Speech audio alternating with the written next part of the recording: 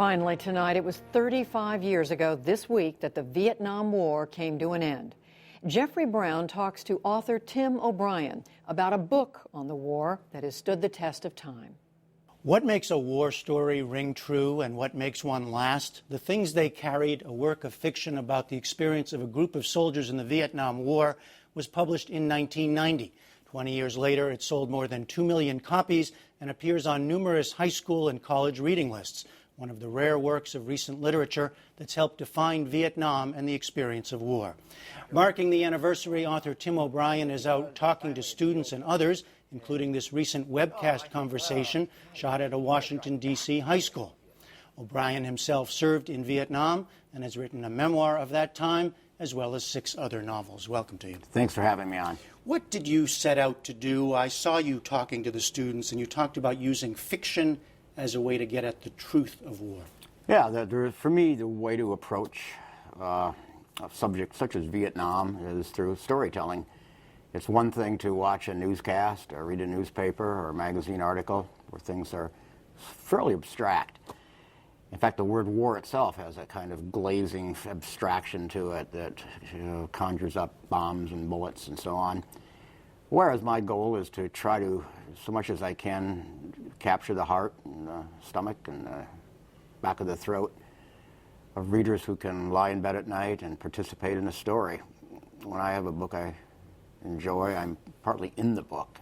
I mean, not just observing it. It's interesting in this case because it's almost like you wrote it in the form of a memoir in some sense. It feels like the truth. There's a character named Tim O'Brien who's serving and then is later a writer. Yes.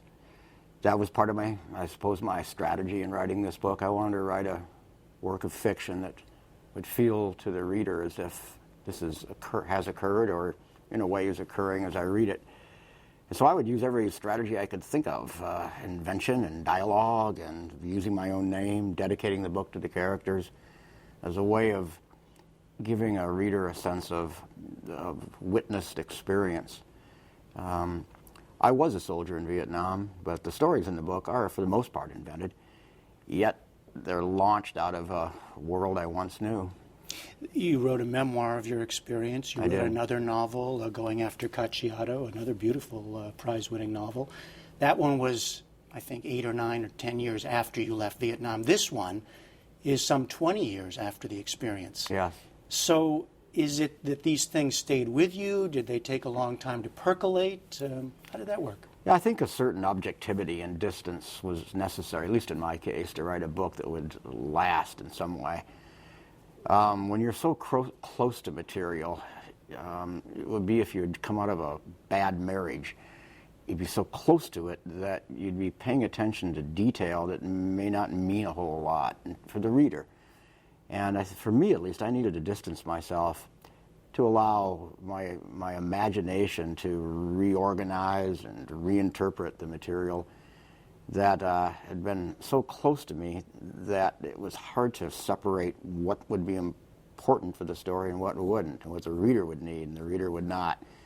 In the end, stories have to be about squeezing the human heart, and that was my objective with the things they carried. You know, it's interesting in light of books and movies now about current wars, and we've talked about that on this program, what resonates and what doesn't, and how much time does it take. The Hurt Locker just won Best Picture, a lot of other awards.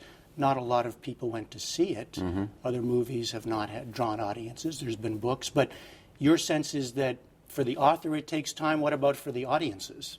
I think that's probably a great point. It may take time to say, I really want to put my free time into that experience when I'm so inundated with the news and I'm coming out of Iraq or Afghanistan. That, in my off hours, I don't want to confront it. There's pain in it, and it's not happy hour. And literature ordinarily is not happy hour time.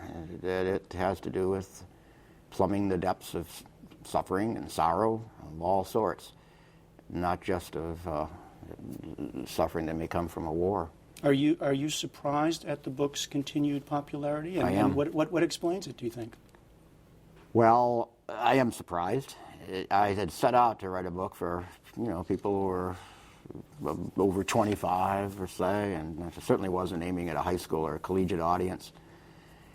Something about the title may explain part of it. The things they carried is really meant to go beyond war, and you could write a book called The Things They Carried about your life, or the life of a mortician or a housewife or a stockbroker. And I mean, just to explain to people who haven't read it, I mean, it begins with literally the things they are carrying in Quite their literally. pockets, on their back, and somehow those things are more than just the things themselves, the stuff. I mean, the things we carry, the objects we carry, will say things about the sorts of people we are.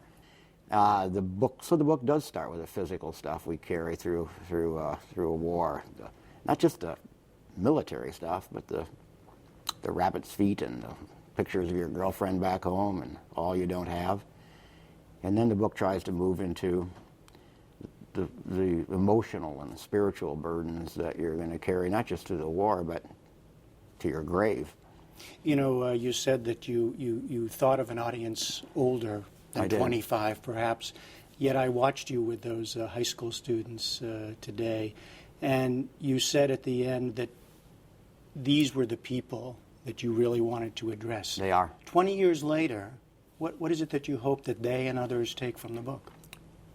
To move beyond platitude, to move beyond the mythology we carry about ourselves and our country, to move beyond the sort of the notion, I suppose, that through physical violence we can always accomplish what we want. Sometimes things like wars can do precisely the reverse of what you want with a policy. You can manufacture enemies, as I was telling that class. That a bullet can kill the enemy, but a bullet can also produce an enemy, depending on whom that bullet strikes. If it strikes some little boy, a 3-year-old, you got a very angry mom and a very angry dad and a bunch of neighbors who aren't happy.